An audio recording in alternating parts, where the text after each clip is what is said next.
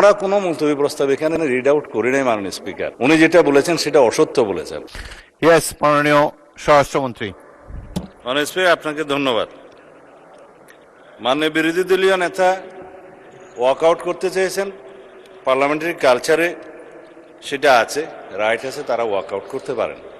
কিন্তু যে কথাগুলো রেকর্ডেড হয়ে গেল তার বিপরীতে আমাদের বক্তব্যটা 1-2 মিনিট রেকর্ডে থাকা ভালো।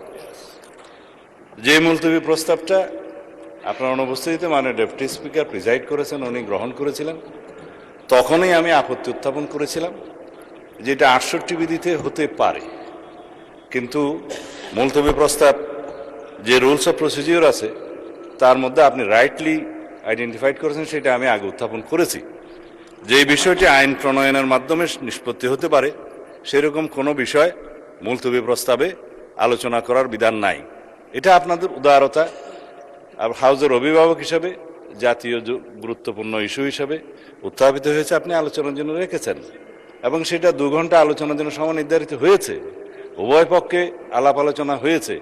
কিন্তু এটা যেহেতু বিধি বহির্ভূত এবং আলাপ আলোচনা হয়ে যাওয়ার পরে পার্লামেন্টের প্র্যাকটিস হচ্ছে ইট ইজ টকড আউট, আলোচিত হয়েছে, সুতরাং আলোচনার পরে নিষ্পত্তি কি হবে সেজন্য ভোটাভুটি দেওয়ার কোনো বিধান নাই।